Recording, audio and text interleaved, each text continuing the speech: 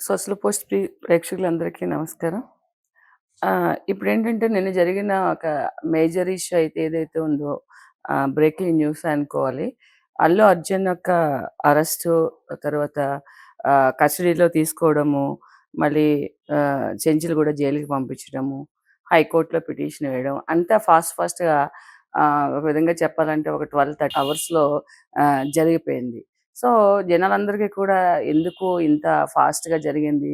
ఎందుకు అరెస్ట్ చేశారనే ఒక ఎందుకుని ఇంత ఫాస్ట్‌గా అదే కామన్ మ్యాన్‌కైతే జరుగుతుందా? అతను ఒక సెలబ్రిటీ, ఒక అదేంటి ఒక వీఐపీ కాబట్టి డబ్బులున్నాయి కాబట్టి ఇంత తొందరగా బయటకొచ్చేసారా అనే రకరకాల అనుమానాలైతే ఉన్నాయి. సో, బిహైండ్ ద అంటే వెనక ఏం జరుగుతుందనేది మనకైతే తెలీదు. ఎలా అయినా మనం అనుకోవచ్చు. సో, మేబీ జనాల అజంప్షన్స్ కూడా కొంతవరకు కరెక్టే ఉంటాయి. కానీ ఇక్కడ జరిగిందేంటంటే బేసిక్‌గా పోలీస్ వ్యవస్థ చేసిన దాంట్లో కొన్ని మిస్టేక్స్ అయితే ఉన్నాయని మనం చెప్పుకోవాలి.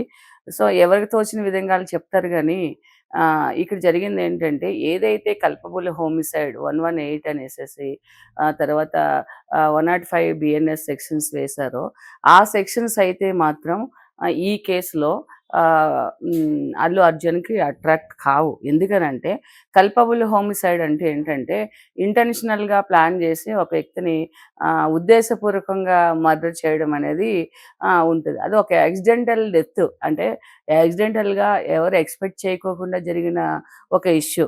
ఇష్యూ ఏదైనా బాధాకరమే గానీ ఉన్న చేతిలో ఉన్న పవర్స్ అన్ని ఉపయోగించి ఏది పడితే అది ఏసేస్తే జరగదనే దానికి నిదర్శనం ఏంటంటే నిన్న అల్లు అర్జున్ కేస్ అనేది మనం చెప్పాలి. ఎందుకంటే అల్లు అర్జున్ గారు వచ్చింది ఉద్దేశపూర్వకంగా తన బిజినెస్‌ని డెవలప్ చేసుకోవడము, తన మూవీని కొంచెము హైప్ చేసి అదేంటంటే ఎక్కువగా ఇది కావడం కోసం, అంటే ఎక్కువ బిజినెస్ కావడం కోసము, ఒక హిట్ కోసం తను ట్రై చేయడము అనేది తప్పులేదు. కానీ అక్కడేంటంటే మూవీకొచ్చిన తర్వాత ఒక ఎక్సైట్‌మెంట్‌లో ఏంటంటే ఒక విధంగా అడ్వర్టైజ్‌మెంట్ చేసుకున్నట్టే. అంటే తన ఒక గ్లామర్‌ని, తన ఒక హీరోయిజాన్ని పెట్టుకొని కార్‌లోంచి బయటకొచ్చి అందరికీ ఎంకరేజ్ చేయడం అనేది తప్పు అనేసేసి, అంటే తప్పు అంటే అక్కడ జరిగిన ఇన్సిడెంట్‌కి అది కారణము 50% కారణం అదే కావచ్చనేసేసి అందరికీ తెలిసిన విషయమే. ఇంకోటేంటంటే ఉద్దేశపూర్వకంగా చంపారు. అందులో అదంటే కాన్ఫిడెన్సీ ఉంది అనంటే ఎవరిని చంపాలని ఎవరు రారు. అక్కడ జరిగిన ఇన్సిడెంట్స్ అన్నిటిలోనే అందరిది తప్పు ఉంది. అంటే థియేటర్ యాజమాన్యంది గానీ, సో పోలీస్ అందరి సిస్టమ్‌లో అంతా కూడా లోపం ఉండడం వల్ల జరిగిన ఇష్యూ ఇదైతే. కానీ వాళ్ళు పోలీస్ కూడా ఏం చేశారంటే ఒక పర్మిషన్ లెటర్ ఇచ్చిన తర్వాత కూడా ఇవ్వలేదు అని చెప్పడము. తర్వాత ఏంటంటే సెక్షన్స్ అన్నీ గూడా వాళ్ళకి ఏదైతే ఉంటుందో ఆ సెక్షన్ వేయడం. దాని వెనకాల ఎవరున్నారనేది మనం చెప్పుకోవడానికి మనకు తెలీదు. సో, ఆ విధంగా జరిగిపోయింది. ఇంకోటేంటంటే సెక్షన్ నుంచి బయటపడినట్టా అనంటే కేస్ నుంచి బయటపడినట్టేనా? 1 డేలో బెయిల్ వచ్చేసింది కదా! అనేసేసి చాలామందికి అనుమానాలు ఉండటం, చాలా ఛానల్స్‌లో అడగడం కూడా జరుగుతుంది. సో, అంత ఇమ్మీడియేట్‌గా ఏది జరిగిపోదు. ఆయనకి ఏంటంటే అతనికి ఒక మధ్యంతర బెయిల్ ఇచ్చారు. అంటే 4 వీక్స్ బెయిల్ ఇచ్చారు. ఈలోపు పోలీస్ చేసే అమెండ్మెంట్స్ ఏంటి? పోలీస్ ఏ విధంగా ప్రూవ్ చేస్తారు? అంటే కరెక్ట్‌గా ఆధారాలతో అరెస్ట్ చేయలేదు కాబట్టి బెయిల్ వచ్చింది. అదే కరెక్ట్ ఆధారాలు ఉండి, కరెక్ట్ సెక్షన్స్ ఉంటే గనక అంత తొందరగా ఎవరికీ బెయిల్ రాదు. ఈవెన్ ఈ వీఐపీ అయినా, లేకపోతే హీరో అయినా కూడా బెయిల్ రాదు. చాలామందేంటంటే హీరో కాబట్టి ఇచ్చేసారా? లేదంటే డబ్బులున్న వాళ్ళు కాబట్టి ఇచ్చేసారా? అదే సామాన్య మానవుడికైతే ఇలాంటి న్యాయం జరుగుతుందా అని చాలామంది దీన్ని అడగడం జరుగుతూ ఉంటుంది. సో, అంటే అనుమానాలున్నాయి. ఇక్కడ జరిగిందేంటంటే పోలీసు సరిగా తను ఏ ఉద్దేశంతో అయితే వచ్చారో, ఎక్కడ నేరం జరిగింది, ఎందుకు జరిగిందనేది దానికి కరెక్ట్ సెక్షన్స్ వేయలేదు. సో, అక్కడ కాన్ఫిడెన్సీ అనేది ఏముందనేది కూడా అంటే ఉద్దేశపూర్వకంగా ఏమీ చేయలేదు.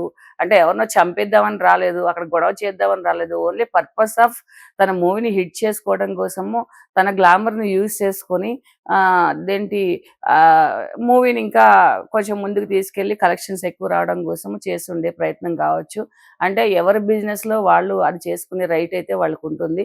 కానీ అక్కడ జరిగిన ఇన్సిడెంట్ ఏంటంటే ఒక మనిషి చనిపోవడానికి ఒక అబ్బాయి వెంటిలేటర్ మీద ఉండడానికి కారణము ఉన్నది కాబట్టి అది ఏ విధంగా అయితే బాధ్యత వహించాలో ఆ విధంగా సెక్షన్స్ పోలీసు వాళ్ళు వెయ్యాలి తప్పిస్తే ఏదో ఉద్దేశపూర్వకంగా మర్డర్ చేసే చనిపోవడానికి కారణమయ్యారు, ఉద్దేశపూర్వకంగానే అక్కడికొచ్చారనేది అది కరెక్ట్ కాదు. సో, ఇంకొకటేంటంటే ఏ7 వరకు అరెస్ట్ చేశారు. అంటే నేరస్తులను ఎవరినైతే అందులో ఎఫ్ఐఆర్‌లో పెట్టారో, అందులో ఏ7 వరకు వాళ్ళు మేము కస్టడీలోకి తీసుకున్నాము, అరెస్ట్ చేశాము, లేకపోతే పారిపోయారు ఏదో చెప్పారు. మధ్యలో ఇంకొక 3 మెంబర్స్‌ని వదిలేసి ఏ11 అరెస్ట్ చేయడం అనేది కూడా కరెక్ట్ కాదు. ఏ11కి అంత నేరంలో అంత భాగం ఉండదు. ఏ1కి చేసినంత ఉన్న ఏ2కి ఉన్నంత అంటే నేరస్తుడు 1, నేరస్తుడు 2కు ఉన్నంత అంటే సీరియస్‌నెస్ అనేది ఏ11కి ఉండదు. సో, అది ఎందుకు చేశారు, ఎలా చేశారు, ఏం చేశారు అనేది అది జనరల్‌గా ఏంటంటే వాళ్ళకి తెలియాలి. పోలీసు వ్యవస్థలో ఉండే ఏంటంటే ఇన్‌ఫ్లుయెన్సెస్ గానీ, లేకపోతే వాళ్ళకుండే ప్రెజర్స్ గానీ, లేకపోతే పబ్లిక్ ఏమనుకుంటారని గానీ వాళ్ళు చేసుండొచ్చు. కానీ యాజ్ ఫర్ లా ఎందుకంటే హైకోర్ట్ ఎందుకిచ్చిందనంటే చాలామంది అనుకుంటారు ఏదో ఇన్‌ఫ్లుయెన్స్ చేసేసారు, ఏదో అయిపోయిందనుకుంటారు గానీ అంత ఫాస్ట్‌గా అలాగా జరిగిపోయింది తప్పిస్తే దాంట్లో ఇన్‌ఫ్లుయెన్స్ ఉంటదనైతే నేను అనుకోను. సో, ఎందుకనంటే ఒక కామన్ మ్యాన్ లాగా ఆయన మూవీకెళ్ళి అక్కడ జరిగిన చిన్న ఇన్సిడెంట్ ఏంటంటే ఆయన కార్‌లోంచి బయటకొచ్చి అలా చేయడం వల్ల ఏంటంటే అక్కడ జరిగిన ఇన్సిడెంట్ అనుకోకుండా జరిగిపోయింది కాబట్టి యాక్సిడెంటల్‌గా జరిగింది కాబట్టి దాన్ని యాక్సిడెంట్‌గానే చూడాలి. అంతేకాని ఒక ఉద్దేశపూర్వకంగా వచ్చారు. అదంటే అది ఒక ప్లాన్ ఉంది అని చెప్పేసి అలాగా ఏయడం వల్ల ఆయన తొందరగా రావడం జరిగింది.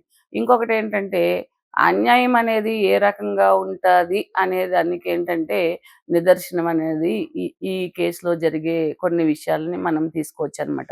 ఎట్లా అంటే మీడియా వాళ్ళు ఏం చూపిస్తున్నారంటే అతను కాంప్రమైజ్ అయిపోయాడు. ఎవరు చనిపోయిన ఆమె భర్త కాంప్రమైజ్ అయిపోయాడు. అందుకే బెయిల్ వచ్చేసిందని కొంతమంది.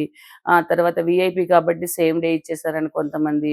ఓకే. తప్పు జరిగినందుకు తెలిసి చేసినా, తెలియక చేసినా పనిష్మెంట్ అనేది ఇలాగే ఉంటుంది. వన్ డే పనిష్మెంట్ కూడా అట్లాంటి వాళ్ళకి అది చాలా పెద్ద దీని కింద తీసుకుంటారు. ఒక నైట్ జైల్‌లో ఉండడమో, లేతే పోలీసులొచ్చి అరెస్ట్ చేయడమో, లేతే అదేంటి కస్టడీలోకి తీసుకోవడం, కోర్ట్ ముందు అటెండ్ అవ్వడం ఇవన్నీ ఏంటంటే చాలా బాధాకరమైనవి, చాలా అవమానకరమైనవిగా ఫీల్ అవుతూ ఉంటారు. అది నిజంగానే అది అలా జరుగుతది. ఎందుకంటే ఎక్స్‌పెక్ట్ చేయరు కదా! ఎప్పుడు ఇలా జరుగుతుందేమో అని చెప్పేసేసి. అంటే వాళ్ళు ఒక లైఫ్ స్టైల్‌లో ఉంటారు కాబట్టి ఇలాంటియన్నీ గూడా అసలు వాళ్ళ థాట్‌లోకి కూడా రాదు.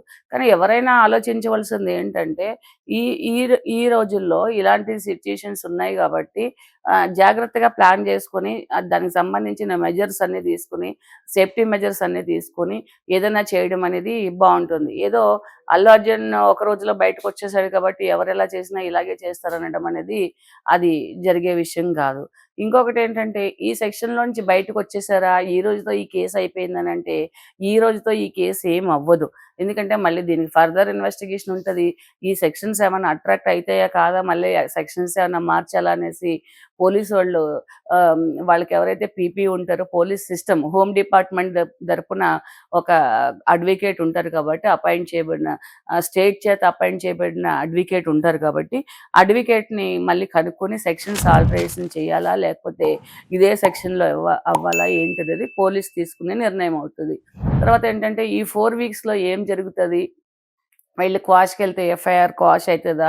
ఎందుకంటే సేమ్ డే కస్టడీలో తీసుకున్నారు కాబట్టి, సేమ్ డే జరగదు కాబట్టి క్వాష్ చేయలేదు. అప్పటికప్పుడు వాళ్ళు బెయిల్ ఏశారు కాబట్టి బెయిల్ తీశారు. సో, ఇలాంటివన్నీ ఏం జరుగుతాయంటే న్యాయం ఎవరికైనా ఒకటే. ఇప్పుడు సేమ్ డే బెయిల్ వచ్చినా గూడా ఇన్ టైమ్‌కి ఆర్డర్ కాపీ అందలేదు కాబట్టి జైలు సూపరింటెండెంట్ ఏం చేశారు, నాకు ప్రాపర్ హైకోర్ట్ ఇచ్చినా గూడా నాకు ప్రాపర్‌గా అది వస్తే తప్పిస్తే అంటే ప్రాపర్‌గా నాకు ఆర్డర్ కాపీ నా ఫిజికల్ కాపీ నా చేతికొస్తే తప్పిస్తే నేను అతన్ని విడుదల చేయలేనని చెప్పారు. అంటే సిస్టమ్ ఎవరికైనా ఒకటే అని ప్రతి ఒక్కళ్ళు గుర్తించాలి. ఏదో హైకోర్టు బెయిల్ ఇచ్చేసింది, తర్వాత ఆన్‌లైన్‌లో కాపీ వచ్చేసింది కాబట్టి నేను రిలీజ్ చేసేస్తానని అక్కడేమీ ఇది చేయలేదు. సో, వన్ డేలో ఇంత ఇన్‌ఫ్లుయెన్స్ ఏముండదు. ఎవరు చేసి డ్యూటీ వాళ్ళు చేస్తారు. ఎందుకంటే వ్యవస్థలో ఉన్న కొన్ని లోపాల వల్ల ఏదో అంటే కొన్ని సెక్షన్స్ వేసేయడం వల్ల పోలీసు కూడా అంటే ఒక ఏసీపీకి ఒక లెటర్ ఇచ్చి దాని మీద ఎండార్స్‌మెంట్ చేసినప్పుడు లేదు మా పర్మిషన్ లేదని చెప్పడం కూడా అక్కడ పోలీస్ వ్యవస్థ కొద్దిగా ఫెయిల్ అయిందంటే మనం చెప్పాలి. సో, ఎందుకనంటే ఎంత నిర్లక్ష్యం అనంటే అంత క్రౌడ్ వచ్చేసినప్పుడు వాళ్ళని ఎక్కువ ఇది చేయాలి, లేతే పర్మిషన్ ఇవ్వకూడదు. మూవీ ఇంత ఇది ఉంది కాబట్టి, లేకపోతే హీరోని రావద్దని చెప్పడమో, లేకపోతే పర్మిషన్ ఇవ్వకపోవడమో ఏదో చేయాలి గానీ, అంతా అయిపోయిన తర్వాత మాదేమీ తప్పులేదు, థియేటర్ యాజమాన్యం తప్పుంది, లేకపోతే అలాగే హీరో తప్పుంది, లేకపోతే ప్రొడ్యూసర్‌ది వాళ్ళు వీళ్ళు తప్పుంది అని చెప్పేసేసి వీళ్ళు చేతులు దులుపుకోవడం అనేది కరెక్టే కాదు. ఏదైనా ప్రాపర్ ఇన్వెస్టిగేషన్ చేసినప్పుడే దానికి తగిన న్యాయం ఎవరికైనా జరుగుతుంది. సో, మీడియా వాళ్ళు కూడా ఏంటంటే కొన్ని యూట్యూబ్ ఛానల్స్ కేసు వాపస్ తీసుకున్నారు. మీరు గుర్తుపెట్టుకోండి ఎప్పుడు గూడా సెషన్స్ కేసులు అంటే అబోవ్ 7 ఇయర్స్ పనిష్మెంట్ ఉన్న ఏ కేసైనా గూడా అది స్టేషన్ బెయిల్ ఇవ్వడం జరగదు. అది ఐదర్ తప్పుడు సెక్షన్ వేశారా, లేపోతే కరెక్ట్ సెక్షనే వేశారా అనేది అది సెకండరీ థింగ్. ఏ సెక్షన్స్ అయితే పోలీసు వేశారో ఆ సెక్షన్స్ 10 ఇయర్స్ అంటే 7 ఇయర్స్ అబోవ్ ఉంటే, 10 ఇయర్స్ కన్విక్షన్ ఉంటే, అంటే శిక్ష ఉంటే గనక అందులో వాళ్ళని స్టేషన్ బెయిల్ ఇవ్వడం జరగదు. అలాగే లోయర్ కోర్ట్ బెయిల్ ఇవ్వడం అనేది కూడా జరగదు. అది ఫాల్స్ సెక్షన్ అవనివ్వండి, లేదంటే కరెక్ట్ సెక్షన్ అవనివ్వండి, లోయర్ కోర్ట్‌కి రైట్ ఉండదు. ఆ ఎఫ్ఐఆర్‌ని ఇన్వెస్టిగేషన్ చేసి అంటే అది కరెక్ట్‌గా ఉందా లేదని చెప్పేసి వాళ్ళు హైకోర్టులోనైనా లేకపోతే డిస్ట్రిక్ట్ కోర్ట్‌కే పవర్స్ ఉంటాయి. అది బెయిల్ ఇచ్చేది. సో, లోయర్ కోర్ట్‌లో పవర్స్ ఉండవు కాబట్టి డిస్ట్రిక్ట్ కోర్ట్‌కి కూడా అది డిస్మిస్ చేసినప్పుడు లేకపోతే రిమైండ్ చేసినప్పుడు కూడా ఇచ్చేసేయండి, ఈ సెక్షన్ అట్రాక్ట్ కాదు అని చెప్పినప్పుడు కూడా వాళ్ళ కస్టడీలోకి తీసుకోమని చెప్తారు. అంటే లోయర్ కోర్ట్‌లో సరెండర్ చేస్తే డిస్ట్రిక్ట్ కోర్ట్‌లో వాళ్ళు బెయిల్ ఏసుకోవాలి. డిస్ట్రిక్ట్ కోర్ట్‌లో బెయిల్ ఒకవేళ డిస్మిస్ అయితే హైకోర్ట్‌లో ఏసుకోవాలి. ఇఫ్ ఎనీ కేస్ ఆ ఏసిన సెక్షన్ కరెక్ట్ అయితే కనుక ఇంత ప్రొసీజర్ ఉంటది. ఎందుకనంటే ఇవాళ చీఫ్ మినిస్టర్‌కి, పెద్ద పెద్ద పొలిటీషియన్స్‌కి, లేకపోతే చాలా చాలా కరోడ్‌పతీస్ అంటే ఇండియాలో టాప్ 1 పొజిషన్‌లో ఉన్న బిలియనియర్స్, మిలియనియర్స్ ఎవరైతే ఉన్నారో వాళ్ళు తప్పు చేస్తేనే చట్టం వదిలిపెట్టదు. ఒక హీరోని ఏదో చేసేసారు, ఆ ఇన్‌ఫ్లుయెన్స్‌తో వదిలిపెట్టేశారు, సేమ్ డే బెయిల్ ఇచ్చేసారని ఈ అపోహలనేవి కరెక్ట్ కాదు. ఎందుకంటే ఆ లోపాల వల్లే ఆ సేమ్ డే బెయిల్ వచ్చింది తప్పిస్తే నిజంగా ఉద్దేశపూర్వకంగా చేసిన పని కాదు. అక్కడ ఏం జరుగుతదనేది ఎవరో ఎక్స్‌పెక్ట్ చేయలేదు. ఓకే. రియల్‌గా చెప్పాలంటే అక్కడ దాన్ని కంట్రోల్ చేయడంలో పోలీస్ వ్యవస్థ ఫెయిల్ అయింది. ఇంకొకటేంటంటే అలాగే థియేటర్ యాజమాన్యం కూడా తీసుకోవాల్సిన సేఫ్టీ మెజర్స్ తీసుకోలేదు. సో, అందరిది ఇందులో ఇన్వాల్వ్‌మెంట్ ఉన్న అందరిది కూడా ఒక 20% తప్పుంటే పోలీసుని అది 100% తప్పు కింద చేయడం వల్ల ఇది జరిగింది. ఒక విధంగా చెప్పాలంటే ఆహ్, 2 విధాలుగా మనం చెప్పుకోవచ్చు ఈ కేస్‌లో. ఒకటేంటంటే ఆహ్, ఆహ్, పోలీసులు వాళ్ళ చేతిలో పవర్ ఉంది బట్టి ఏది పడితే అది రాయడం అనేది కుదరదు. అది కోర్టులు యాక్సెప్ట్ చేయవు.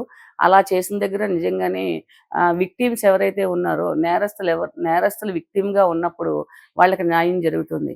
రెండోకటి ఏంటంటే ఎంత పెద్ద వ్యక్తి అయినా కూడా చట్టం ముందు సమానమే. చట్టము తన పని తాను చేసుకుంటా పోతది. చట్టానికి ఎవరు అతిథులు కారు. చట్టం ఏది కూడా వాళ్ళని ఒక స్పెషల్‌గా ట్రీట్ చేయడం అనేది జరగదు. ఇక్కడ జరుగుతున్నది ఏంటంటే పోలీసు ఏసిన కొంచెం తొందరపాటు సెక్షన్స్ వల్ల తొందరగా బెయిల్ రావడం వల్ల అందరికీ ఏముంది అంటే ఈ కేసులో అల్లు అర్జున్ హీరో కాబట్టి వాళ్ళకి డబ్బులున్నాయి కాబట్టి, వాళ్ళకి ఇన్‌ఫ్లూయెన్స్ ఉంది కాబట్టి పొలిటికల్‌గా ఏదైనా సపోర్ట్ చేసుకొని వచ్చేసారేమో బయటికి సేమ్ డే అని ఉంది గానీ, అది అంత ఈజీ కాదు. అలా జరగదు. ఎందుకనంటే అంత ఫాస్ట్ టైమ్‌లో అంత ఫాస్ట్‌గా చేసిన దాంట్లో ఇవన్నీ లాబియింగ్ చేయడానికి ఒకవేళ జనాలు అనుకుంటే కనుక అంత ఉండదు.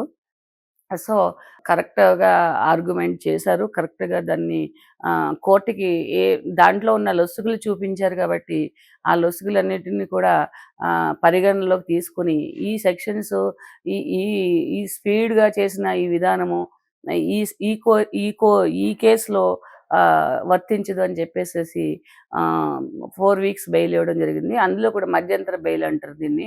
మళ్ళీ ఏదన్నా ప్రూవ్ అయితే కనుక మళ్ళీ చార్జెస్ తీసుకుంటారు. మళ్ళీ ప్రొసీజర్ స్టార్ట్ అయితుంది. సో దట్ ఆయన ఒక ఇన్నోసెన్సీని అంటే నేను ఇందులో డైరెక్ట్‌గా ఇన్వాల్వ్‌మెంట్ లేను. నాకు ఉద్దేశపూర్వకంగా చేసింది కాదు. దీనికి కావాల్సిన మెజర్స్ అన్నీ కూడా మేము తీసుకున్నాము. సో, మా దగ్గర ఈ ప్రూఫ్స్ ఉంది. మా ఎఫ్ఐఆర్‌ని క్వాష్ చేయండి అని చెప్పేసేసి వాళ్ళు వెళ్తే కనుక మేబీ ఎఫ్ఐఆర్ కూడా అదే ఇన్వెస్టిగేషన్ స్టే చేసి ఎఫ్ఐఆర్‌ని కరెక్ట్‌గా అంటే ఇన్వెస్టిగేషన్‌ని స్టాప్ చేసి అందులో ఉన్న కరెక్ట్‌గా ఉన్న ఫ్యాక్ట్స్‌ని బయటకు తీయమని కూడా హైకోర్టు ఆర్డర్స్ ఇవ్వచ్చు దీంట్లో. ఎందుకనంటే సెక్షన్సే వర్తించదన్నప్పుడు మరి ఏ సెక్షన్ వర్తిస్తది అని చెప్పేసి చెప్పవలసిన బాధ్యత కూడా పోలీస్ ఆఫీసర్స్‌దే ఉంటుంది. సో, ఈ విధంగా ఆయనకి బెయిల్ రావడం జరిగింది కాబట్టి, ఇక్కడితో ఈ కేస్ అయిపోయింది. ఇది వన్ డేతో ఇది ముగిసిపోయింది. ఎవరిలా చేసినా ఇలాగే అయితుంది డబ్బులున్న వాళ్ళకని ఎవరో ఆలోచించడానికి, ఎవరు దీన్ని ఒక కంక్లూజన్ రావడానికి లేదు. ఎందుకంటే ఇది ఇంకా చాలా ప్రొసీజర్ ఉంది. ఈయనొక్కడే ఆ కేసులో లేడు. చాలామంది ఉన్నారు గాబట్టి, వాళ్ళందరికీ ఈయన తర్వాత వాళ్ళకేది వర్తిస్తుందో ఈయనకదే వర్తిస్తుంది. కానీ ఎవరు ఎంతమంది దీంట్లో ఇన్వాల్వ్ చేయొచ్చనేది అక్కడ జరిగిన ఇన్సిడెంట్‌ని బట్టి, అక్కడ వాళ్ళకి అడ్వైజ్ ఇచ్చే ప్రభుత్వ అడ్వకేట్‌ని బట్టి ఇది ముందుకు సాగే అవకాశం ఉంది.